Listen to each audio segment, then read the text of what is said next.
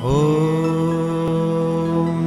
योगेश्वराय नमः। ॐ सर्वेश्वर्यै नमः।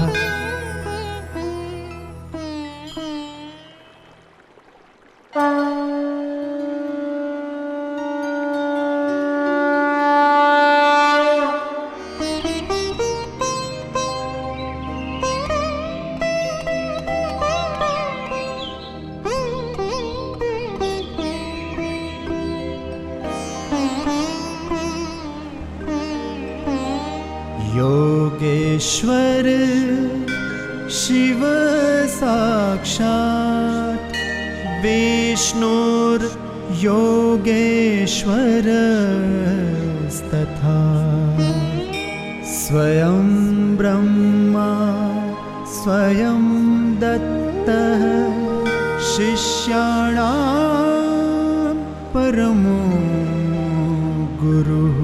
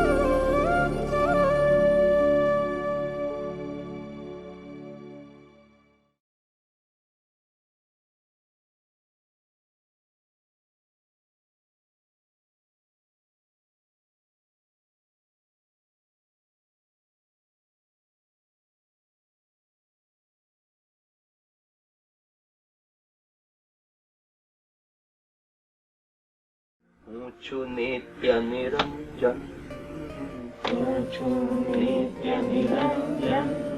સંત સમજે છે ગમે ત્યાં હોય, હંમેશા 24 કલાકે સમજતો હોય. હું છું નિત્ય નિરંજન,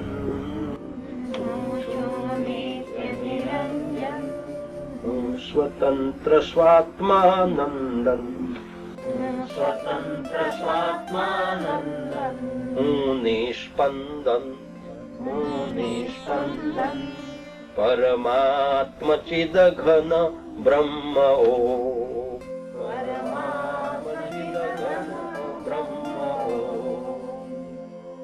પરમાત્મ ચિદ ઘન બ્રહ્મ ઓમ.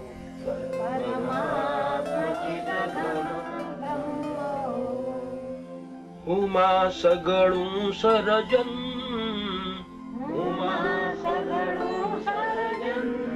ને હુમા સર્વ વિસર્જન, હું નિષ્પંદન, પરમાત્મ ચિદ ઘન બ્રહ્મ ઓમ,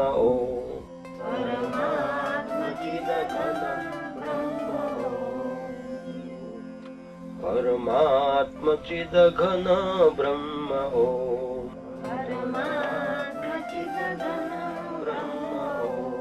હું છું નિત્ય નિરંજન, હું છું નિત્ય નિરંજન, હું નિત્ય નિરંજન, હું છું નિત્ય નિરંજન.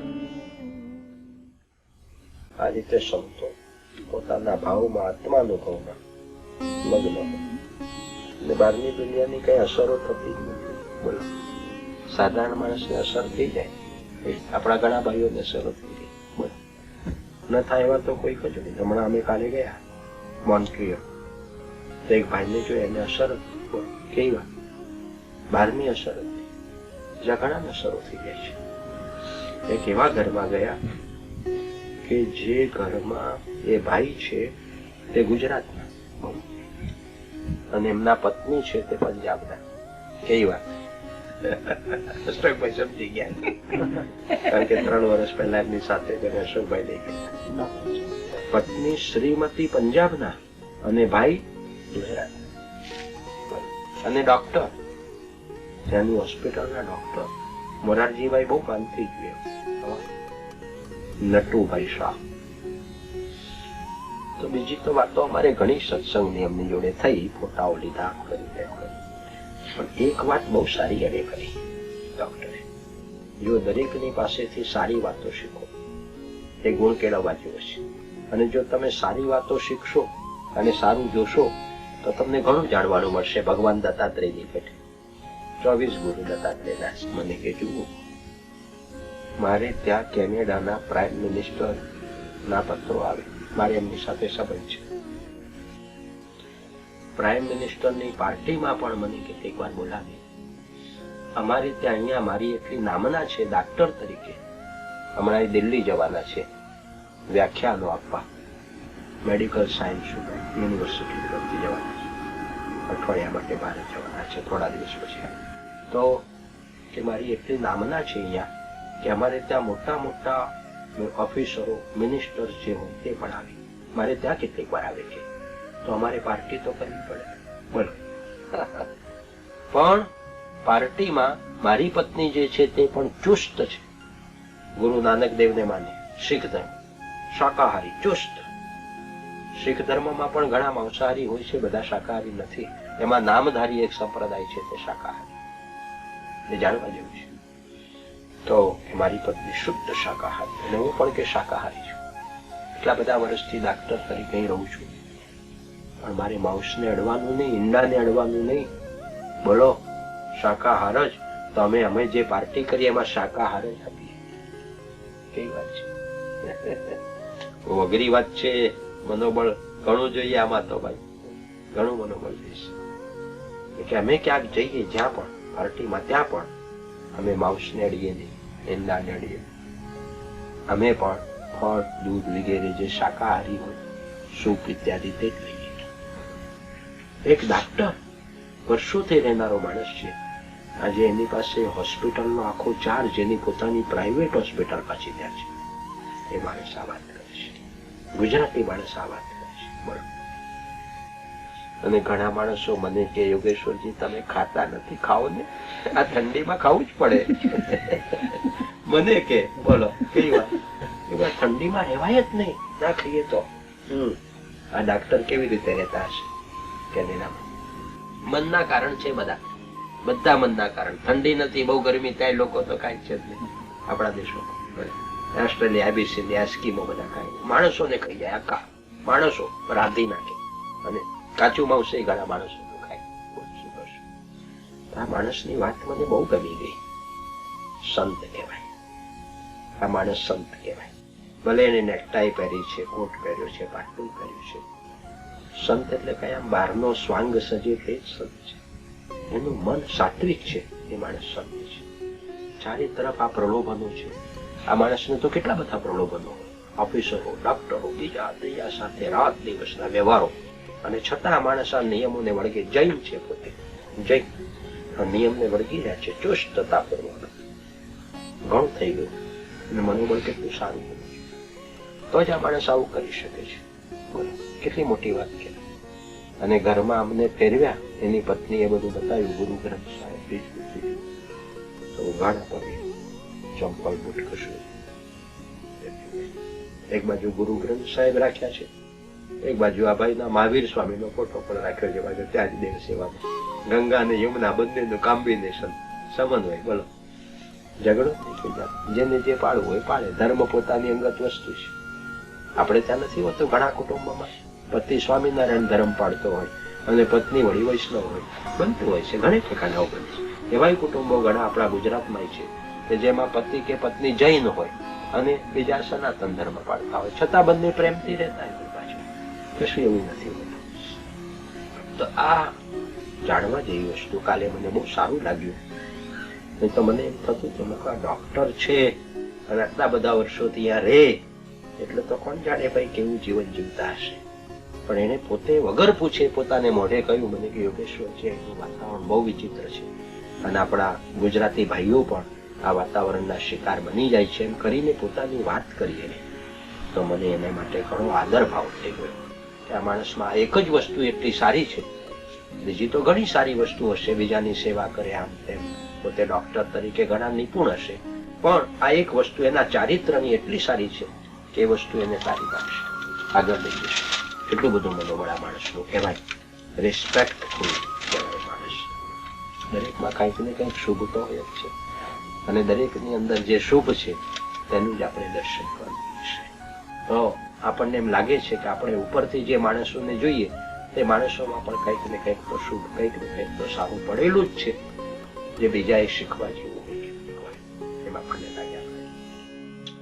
તો આવી રીતે ભક્ત સંત જે છે એને કઈ થતું, અસરો બહારની થતી જ નથી. એ બહારના વાતાવરણ પર પોતાની અસરો પાડે છે, પણ બહારના વાતાવરણની અસર એના પર થતી નથી. હનુમાનજી અનન્ય ભક્ત ભગવાનના કેવા હોય એ બતાવવા માટે રામચંદ્રજી એમને કહે છે રામચરિતમાનસમાં, સો અનન્ય. હનુમાનજી તે અનન્ય ભક્ત કહેવાય. જાકી અસીમતિ નટરઈ હનુમંત, મય સેવક સચરાચર રૂપ સ્વામી ભગવંત, યાવર રામચંદ્ર કી જય. અમે એટલા માટે બધી વાતો કાઢી કે જે તમે બહુ ધીરી બોલતા હતા, એટલે મેં બધું કર્યું. બ્રાહ્મણોને લાડુ હમણાં કેવું થાય, જે બોલતા ઉમળકો થવો જોઈએ, એ બધું કહેવા માટે. હવે વાત તો ભગવાન રામે કહી દીધી રામચરિતમાનસમાં કે અનન્ય ભક્ત આ કહેવાય, પણ હવે આગળ એ વાત ચાલી. રામચરિતમાનસમાં વાત આગળ ચાલી. પૂનમનો દિવસ આવ્યો, સમુદ્રનો કિનારો હતો. હજુ લંકા ભગવાન રામ સેતુ કરીને લંકા ગયા નથી. હજુ તો ઋષ્યમુખ પર્વતની પાસે જ છે, બાજુમાં વિશાળ સમુદ્ર ઉછળી રહ્યો છે, વાનર સેના બધી ત્યાં છે, અને પૂનમનો ચંદ્ર ઉગ્યો છે આકાશમાં, એનો પ્રકાશ સર્વત્ર ફેલાઈ રહ્યો છે. અનન્ય ભક્તિનું તમારે દર્શન કરવું હોય તો પૂનમને દિવસે સમુદ્રનું દર્શન કરો એટલે ખબર પડે. પૂનમનો ચંદ્ર આકાશમાંથી ઉગે અને સમુદ્રના તરંગો એકદમ ઉછાળા પર ઉછાળા માર્યા છે. સમુદ્રના તરંગોને એમ થાય ક્યારે ચંદ્રને જઈને ભેટી દે, એમ ભક્તને હંમેશા એમ થયા કરે ભગવાનની પાસે ક્યારે પહોંચે. આટલી પ્રીતિ, અનન્ય પ્રીતિ, આટલી લગન ભક્તના જીવનમાં હોય છે, જેવી સમુદ્રની લગન આ મૂંગા ઉરો. એક છે ચંદ્ર આકાશમાં, એક છે પૃથ્વી પર સિંધુ, છતાં બંનેની વચ્ચેનું અંતર પ્રેમ કાપી નાખે છે.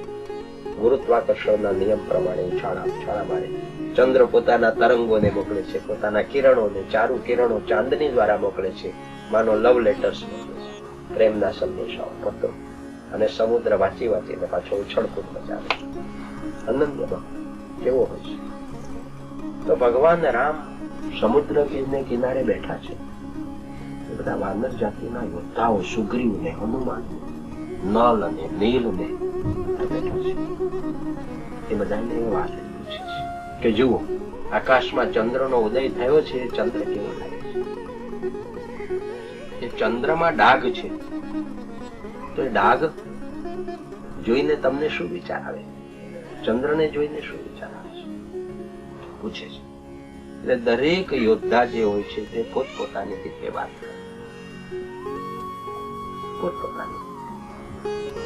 સુગ્રીવ કહે છે કે જુઓ, આ સમુદ્ર મંથન જયારે થયેલું દેવ અને દાનવો દ્વારા, ત્યારે સમુદ્રમાંથી 14 રત્નો નીકળેલા.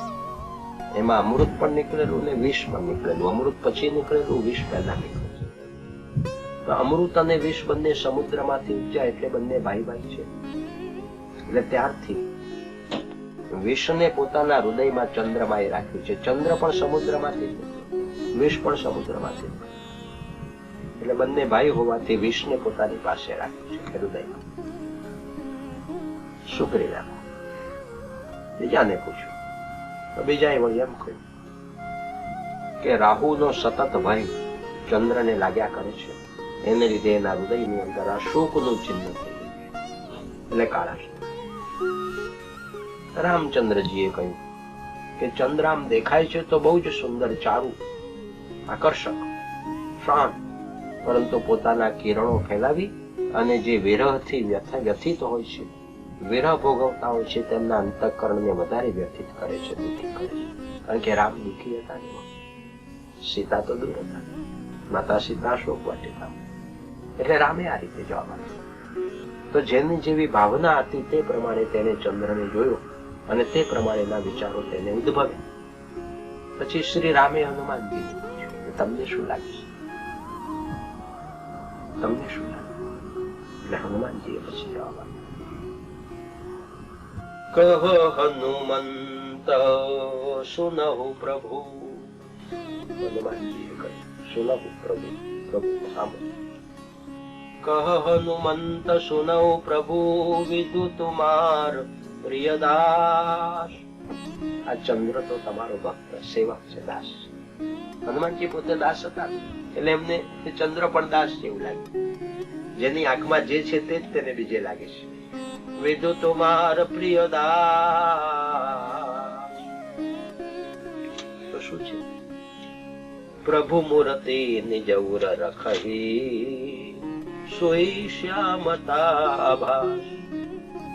તમારો દાસ છે ને એટલે ભક્ત જે હોય છે તે પ્રભુની મૂર્તિને હૃદયમાં રાખે. એના હૃદયમાં ભગવાન સિવાય કઈ નથી અનન્ય ભક્તના. તો ચંદ્ર તમારો ભક્ત છે એટલા માટે એને તમારી મૂર્તિને પોતાના હૃદયમાં રાખી. અને તમારી મૂર્તિ તો શ્યામ છે ને, એ શ્યામતા ચંદ્રમાં દેખાય છે. શ્યામતા એ તમારી મૂર્તિ છે, તમારી છાયા છે, તમારા સ્વરૂપ. એમ મને લાગે છે હનુમાનજી. સુનુ હનુમંત કહ હનુમંત સુનહુ પ્રભુ વિદુ તુમાર પ્રિયદાસ. પ્રભુ મૂર્તિ નિજ ઉર રખઈ સોઈ શ્યામતા આભાસ.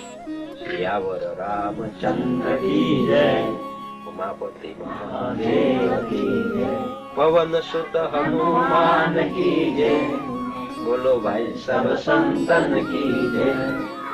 જે બોલનારાની જય, જે નહીં બોલનારાની પણ જય.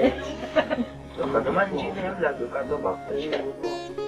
આગળ રામચંદ્રજીએ કહી દીધેલું કે જે અનન્ય ભક્ત હોય છે તે એમ જ માને છે કે ચરાચર જગત મારા પ્રભુનું જ પ્રતિબિંબ છે.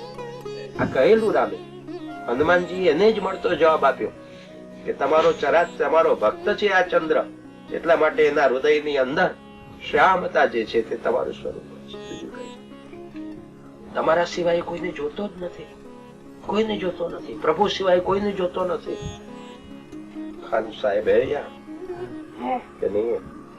ખાન સાહેબ खड़े खड़े खड़े हिंदी में बोलूंगा खान साहब के दिया 2 मिनट।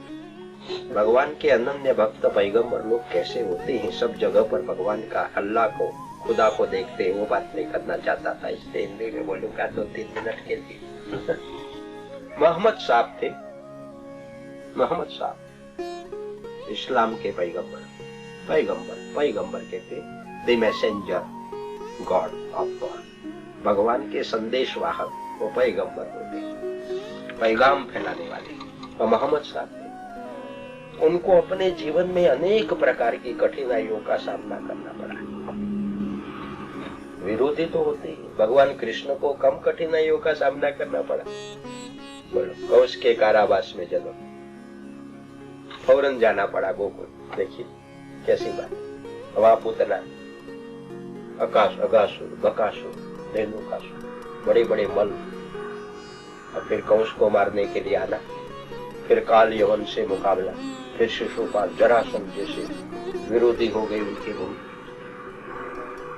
अवतारी पुरुषों का जीवन तो मुसीबत का जीवन है, रोज लड्डू खाना और सोना वैसा जीवन नहीं। वैसे मोहम्मद साहब का जीवन मुसीबतों का जीवन, दूसरों के लिए जीने के लिए आए नहीं हो, इसलिए कुछ तो मुसीबत आनी है जीवन में, कुछ तो टैक्सेस देने ही पड़ते। शरीर में आए तो टैक्सेस देते, लेकिन मन उनका स्वस्थ रहता है, महापुरुष। तो एक बार मोहम्मद साहब को मारने के लिए, उनका नाश करने के लिए, नंगी तलवार हाथ में लेकर के, घोड़े पर बैठ करके, उनके जो विरोधी थे उन्होंने मोहम्मद साहब का पीछा किया। आगे मोहम्मद साहब घोड़े पर, पीछे उनके दुश्मन घोड़े पर तलवार हाथ में लेकर के भागते गए। मोहम्मद साहब भागते गए, अपना रक्षा तो करना है, रक्षण तो करना है। और घोड़ा जो दूसरा था वो उसके पर जो विरोधी बैठा था वो भी भागता गया। भागते भागते भागते आखिर मोहम्मद साहब को हुआ कि अब ज्यादा नहीं चलना है, पूरा हो गया, थक गया घोड़ा। तो नीचे उतर गए, एक जगह पर पेड़ के नीचे उतर गए, घोड़े को बांध दिया।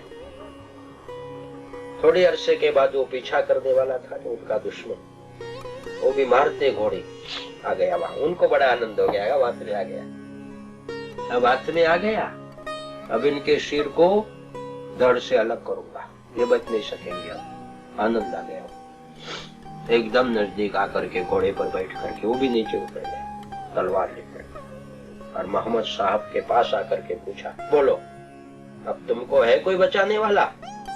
भागते फिरते थे, आज हाथ में आ गए, अच्छा समय मिला है आज तो तलवार निकाल करके उनका शिरच्छेद करने की तैयारी। लेकिन देखिए महापुरुषों का मन कैसा। अब मोहम्मद साहब ने कहा कि यहाँ पर मैं अकेला नहीं हूँ, मुझे बचाने वाला है।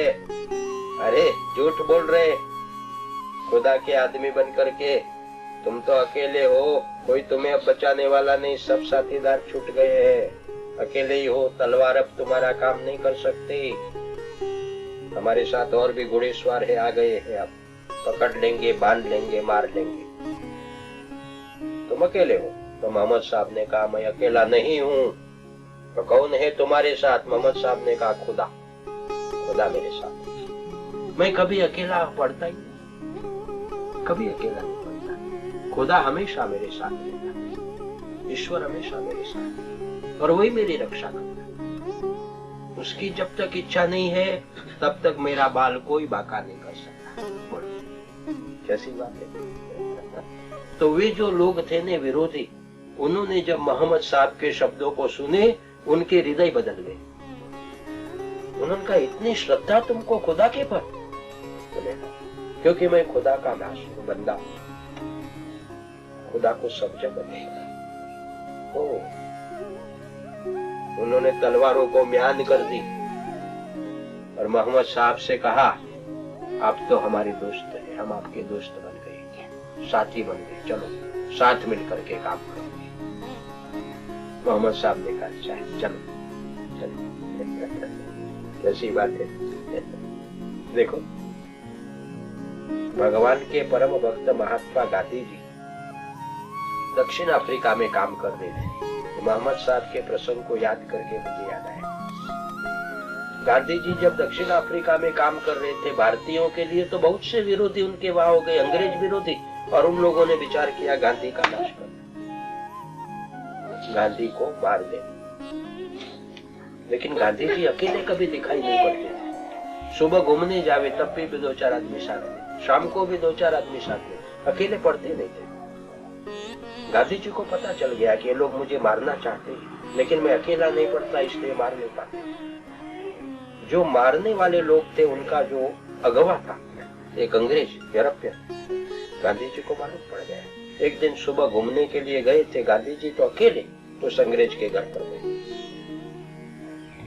अपने विरोधी के घर पर अकेले।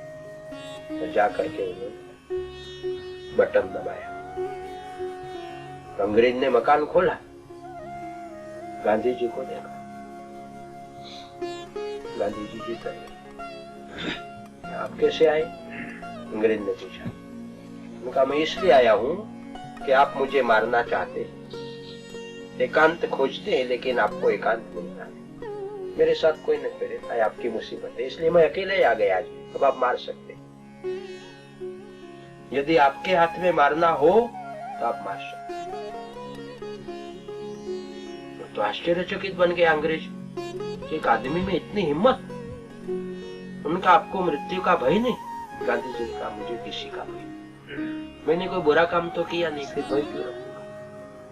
और यदि भगवान मुझे मारना चाहेंगे मैं बच नहीं सकता, यदि वो बचाना चाहेंगे कोई मार नहीं सकता, भय क्या, किस बात?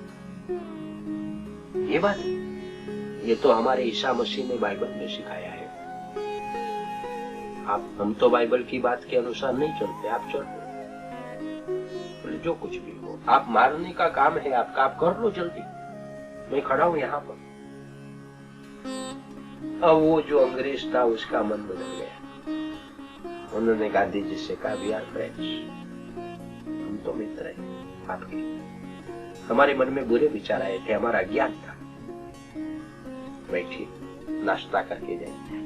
गांधी जी के ने कहा, इस समय तो मरने को आया था, नाश्ता करने नहीं आया था, फिर कभी नाश्ता नहीं खा जाएगा, अब मैं जाता हूँ, मेरे पास समय कम।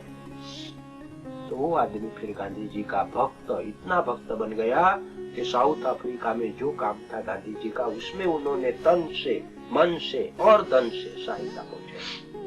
आखिर महापुरुषों में कितनी निर्भयता होती, परमात्मा में कितना विश्वास होता। शाह मोहम्मद साहब ने, तो मोहम्मद साहब के भी बहुत दोस्त बने। इतना मैंने शेख साहब के श्रेय के लिए हिंदी में कहा, अब गुजराती फिर बोलूंगा। तो अनन्य भक्त है कि गुजराती सब जगह बधे, अरे भाई सब जगह इसी आया, अनन्य भक्त बधे ठेकाणे प्रभुना सर्वत्र।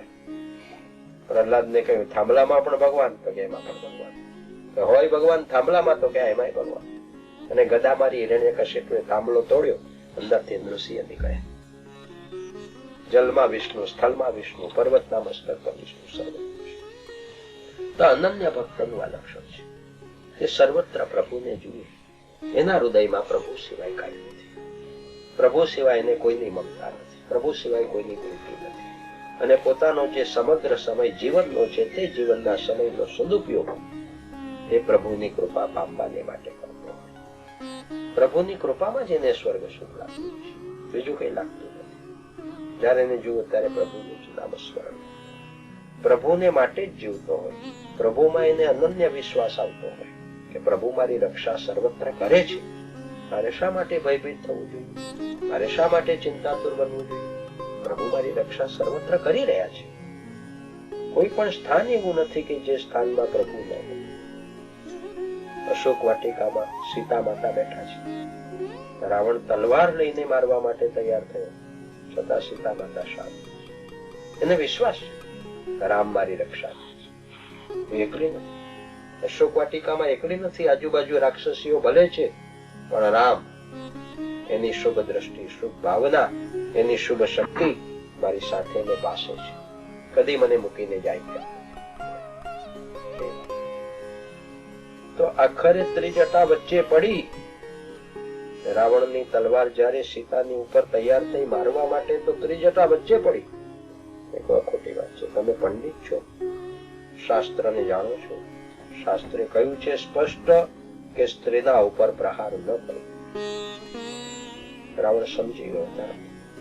રાવણમાં કેટલીક વાતો બહુ સારી હતી, દરેક માણસમાં સારું પણ હોય ને ખરાબ, કેટલાકમાં ખરાબ વધારે હોય, કેટલાકમાં સારું વધારે હોય, પણ સારા ખરાબનું પ્રમાણ કેટલાકમાં રહેતું હોય।